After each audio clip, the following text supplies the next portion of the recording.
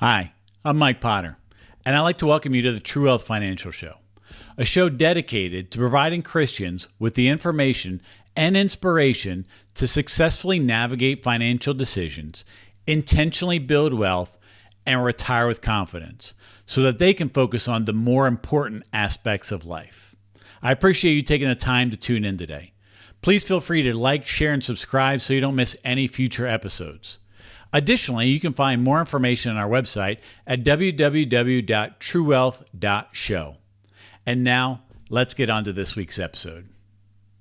Hello, and welcome to another episode of the True Wealth Show. As always, thank you for taking the time to watch or listen to this week's episode.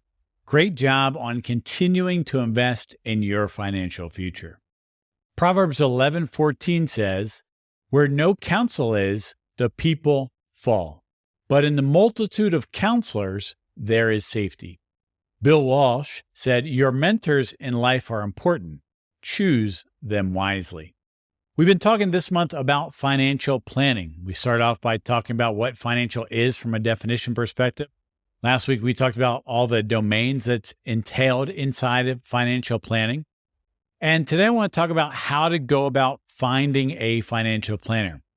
Right, my supposition is that financial planning enables freedom, not just financial freedom, but life freedom. Inside of life, there are four freedoms: the freedom of purpose, being able to do what you want to do; the freedom of time, being able to do when you want to do it; the freedom of relationships, being able to do it with whom you want to do it; and freedom of money. And it's that last one that enables all of these. But the challenge, like we unpacked last week, is that money is confusing and complex and complicated. And so how a planner can help is it can streamline a lot of that for you, get on the same side of the table and act as a coach or guide or quarterback or mentor to help lead you to the achievement of your money and ultimately your life goals. But then therein lies the problem. How do you find a financial planner? Where do you go? Who do you ask? What questions should you ask? It's a little bit difficult and honestly a little bit scary too. And so that's what I want to help unpack today, how to go about finding a financial advisor or planner to help you.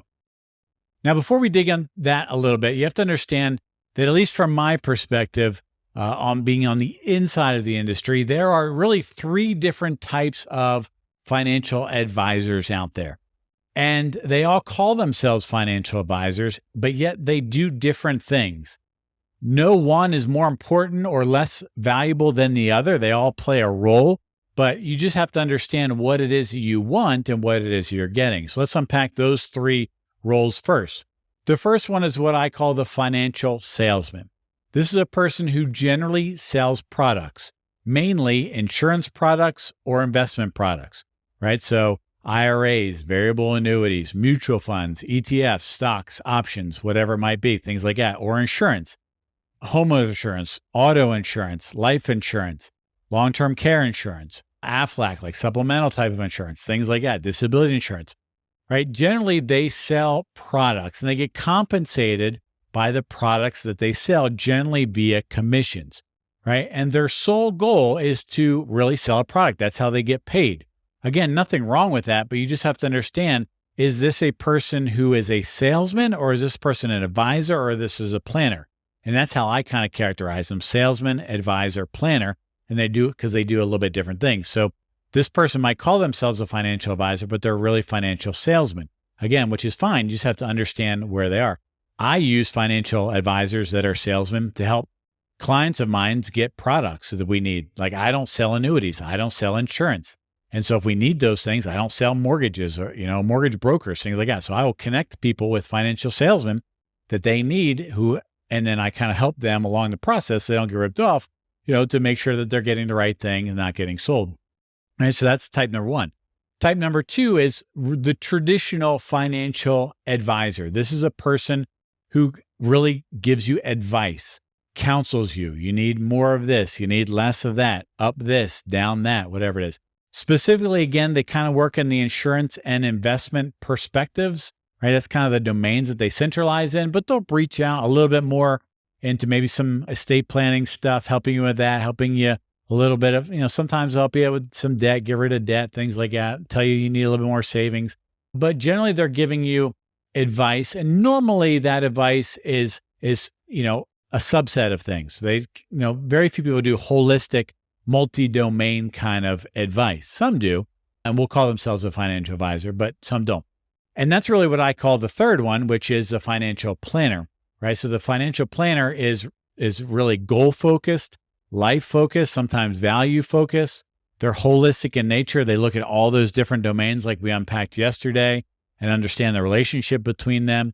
For example, like if you just go ask a traditional financial advisor, like you call up Fidelity and you get a financial advisor on the line and you ask them, hey, what's the tax impact of me taking out $40,000 from my Roth IRA or my traditional IRA? How much will that impact my taxes? And what's the impact of that on my Social Security amount? They're going to say, we don't give tax advice, right? But they are a financial advisor, but they don't give tax advice, right? So it's kind of an irony, right? Whereas a planner works on all of those things. And what I just outlaid for you is very simple. One, in Right Capital. Two, I've done it for years with spreadsheets. So it's very simple to do once you know what you're doing, right? And that's where planning comes in. Planning looks at all of those things, helps you make decisions that achieve your goals, avoid some things that you're not trying to do, and can show you really the impact of a decision to some degree before you actually take it, right? So that's what a planner is, right? So 3 different types of people, but they a lot of times will all label themselves as financial advisors. So you just have to know, again, what you're looking for and who you're talking to and what they really do. Okay, so hopefully that makes a little bit of sense to you. So what I'm going to unpack today is the third category of how to go about finding a financial planner. And the nice thing about really kind of the post-pandemic world is that the pandemic forced people to go to Zoom. So you're not limited per se to just your local people. You were for a long time, but now a lot of people work remotely. I have clients literally all around the United States, every which corner of it, some even overseas. And so the nice thing about Zoom connection is you're connected to all of them. So you really have now not just the people within a 25, 50-mile radius of your home, but you have really any financial advisor or planner in the world. So out of the 330,000 advisors or the 100,000 plus certified financial planning professionals that there are, how do you go about finding someone? Well, the way I want to unpack this is how I would look at it if Erica and I were looking for a planner. And I actually asked her some feedback on this because I wanted to get her perspective. Honestly, her first answer was, why do I need a financial planner? I have you, which was very flattering. But then I told her what I'm trying to do here. And, I wanted to get her perspective of it. If I wasn't in her life, what would she look for to get another perspective? And then, honestly, this is something that we're probably going to do in the next couple of years, not just for me, but really for her. I want someone, my dad died at 49. I'm 46. I don't think I'm going to die at 49, but who knows? Anything can happen. And so I want her in a good position working with somebody that she has a good relationship. Should something happen to me, either accident, incapacitation, death, whatever it might be, that she has that relationship with that person and they can just continue on. We have someone kind of in our life that will help us from a big perspective now, an advisor, a friend of mine that will handle things, our trusts and our stuff for our kids and stuff like that. So technically we do have a financial advisor in our lives, but looking for more of a planner. So when we go about doing it, these are the things that I would be looking for. And I thought this would be helpful for you. So not necessarily in priority order, but some of them, are definitely more important than the other. It's kind of a recipe. These are all the things I would like inside of there.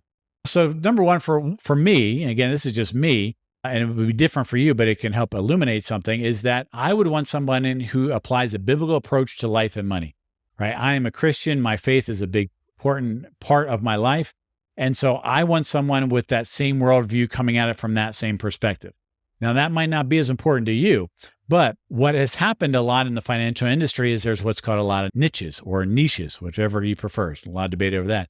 And so you can find people who specialize in certain things. Like I know some people who just work with dentists. I know some people who just work with ophthalmologists. No, I heard of one guy who just works with nuclear engineers, right? People who actually operate at nuclear plants, right? He used to be one, he switched, that's all he works with. Business owners, right? So a whole bunch of people. I heard one guy who just works with Chick-fil-A owners. Some people are just military focused, right? So a lot of there's niches out there that people work with different things, that are more specialized. And some of those subsets have different problems or different outcomes than others, right? Like if you have an ophthalmologist and you're looking to sell an ophthalmology program and have a cash payout, that's a big transition. You probably want to work with somebody who knows that world, right? So that's what it is for me. So number two is somebody who's a fiduciary. Now that's a big fancy word for someone who is, has my best interest at heart. But not beyond that, really, they have a moral and ethical and really legal obligation to work in my best interest. The nice thing about having a certified financial planning professional as your planner is that they are prescribed to a code of ethics that says at all times, you must act as a fiduciary. It's part of their code of ethics. So the person I would look for would probably be a CFP professional. The next thing is that they would be what's called a fee-only financial advisor, right? So there's kind of commission-based sales initiatives. There's fee-based where they get a fee and a commission, and there's just fee-only. So the idea of a fee-only is that all of their income comes directly from the clients. They don't get kickbacks from products they sell. They don't get kickbacks from companies. There's no kickbacks. It's just straight. Whatever the client pays, that's what the advisor gets, right? So there's no other income in there. It's very transparent in the industry. You know what you're paying. Again, there's nothing wrong with getting an insurance policy and paying an insurance commission. But from a planning perspective, that's what we're talking about here. I personally would want a fee-only planner. And the nice thing, again, about CFP professional is that, again, they a lot of times are that. They don't have to be, but they have to disclose what they are. And so that would be something I would look for. So that they wouldn't get commission. So now that way I know, and again, you just have to know what you're getting into. But that way I know if someone, for example, if I'm older and someone is recommending me to get an annuity, right? I know on the industry side that annuity basically pays out 4 to 8% of the total buy-in, right? So that's a big cha-ching for the person who sells it. But if I have a fee-only person, and I know that they're recommending an annuity, I know that they're doing it because they think it's in my best interest to help achieve my goals, not because they're going to get a payout, because they won't even get a payout, right? It goes to somebody else. All right, so Mrs. Beautiful's number one category was that of solid character, right? Solid character. And that's kind of hard to know, to be honest with you, especially when you're first getting to know people. So that's some of the nice things about things like YouTube and shows and referrals and people that you work with. You can kind of get some understanding of who they are and what they work with. I'm going to give you a good tip here at the end of how to maybe flesh that out a little bit. But, solid character, that would be important. Another one of Mrs. Beautiful's was not sleazy, not salesy.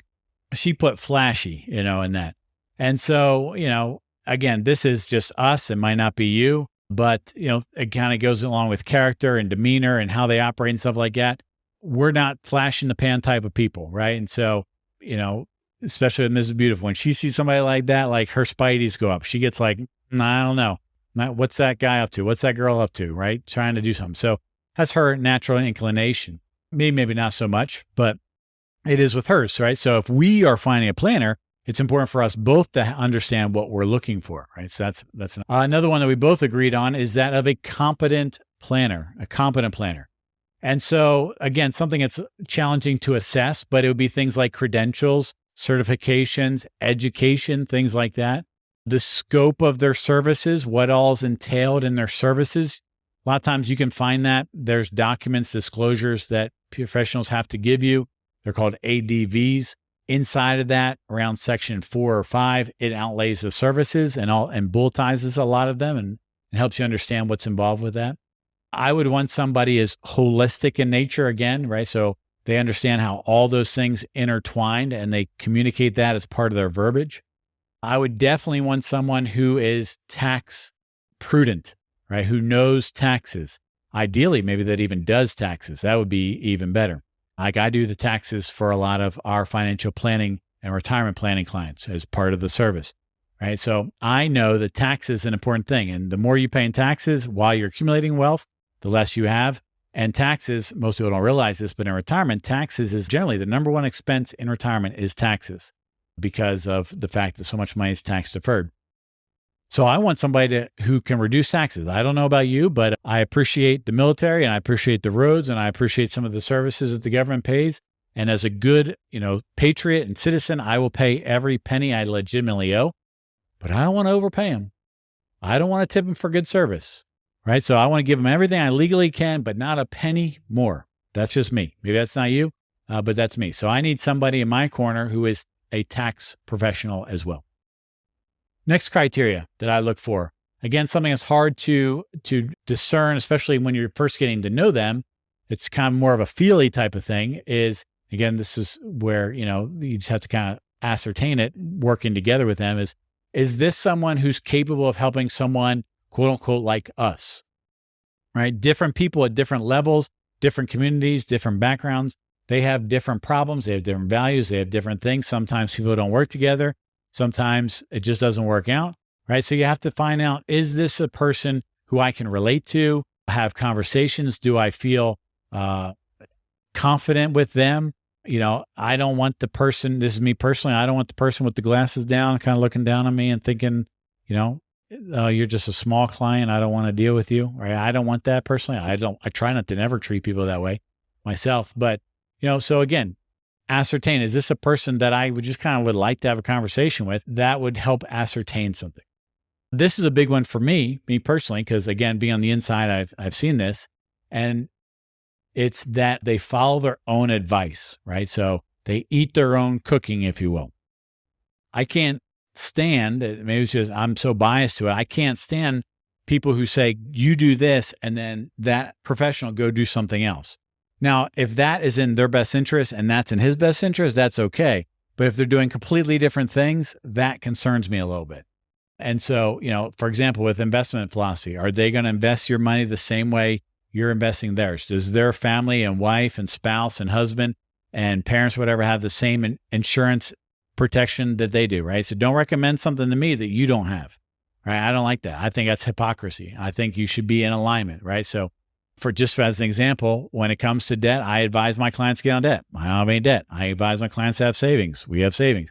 The way I invest your money, and not your money, but clients' money is the same way I invest mine. So they can rest assured, and I can rest assured, when my money's up, their money's up. And when mine's down, theirs is down.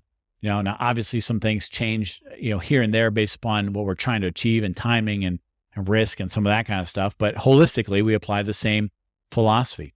A lot of times they have the exact same funds that I have, not holistically, but for the most part, right? Because I just think what I've done works. And this is what I would do with them if I was in their situation, assuming they're in agreement. It's a collaborative process, right? We've talked about that before from a definition of financial planning perspective.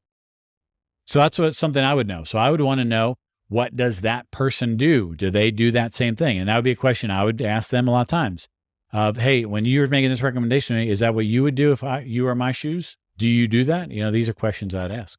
The next thing, again, hard to ascertain. This is where you would, try to get some referrals or talk to other people, that them who are working with someone.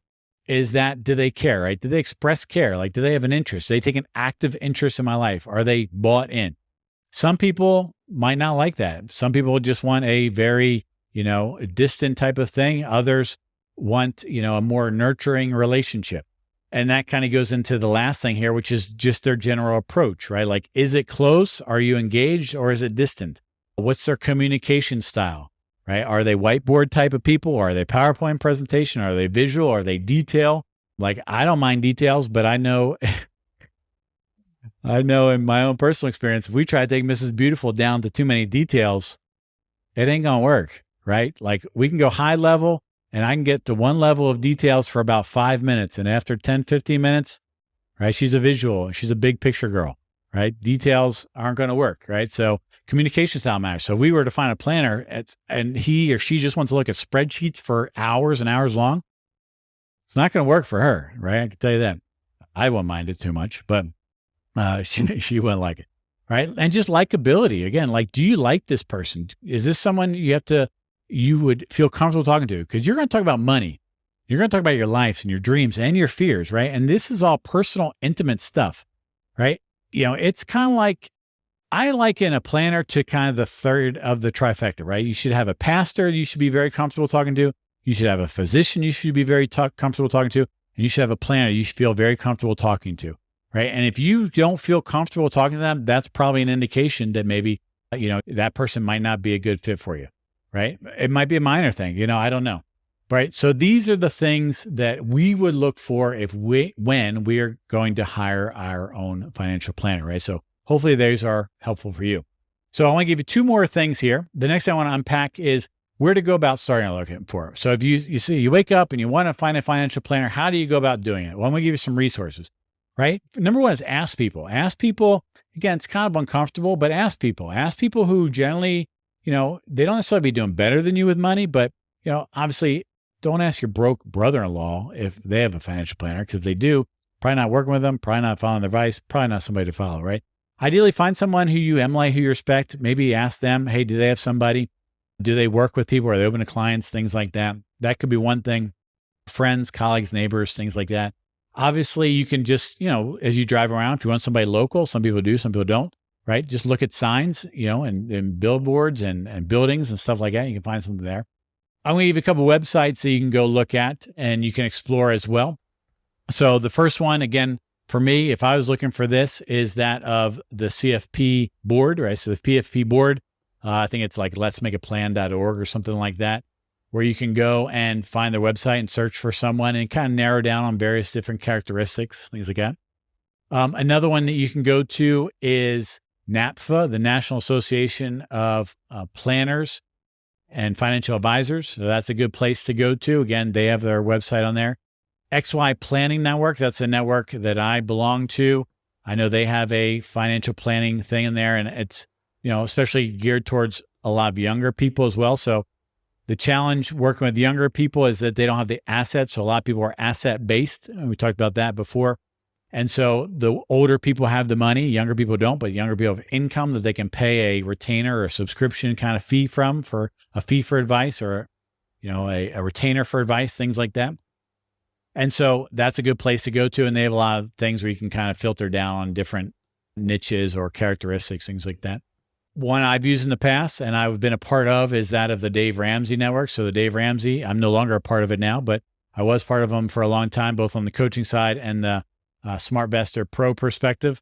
And so that's a place to go to. I will tell you, put your information in there. You're going to get lit up on phone calls for a couple of days, but that's just kind of how it works. But it'll give you some names to go explore.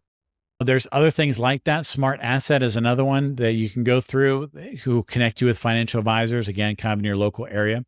If you're looking for Christians-based planners, there's a thing called Kingdom Advisors that has, a couple hundreds or maybe thousands of advisors in it. You can go look at those as well.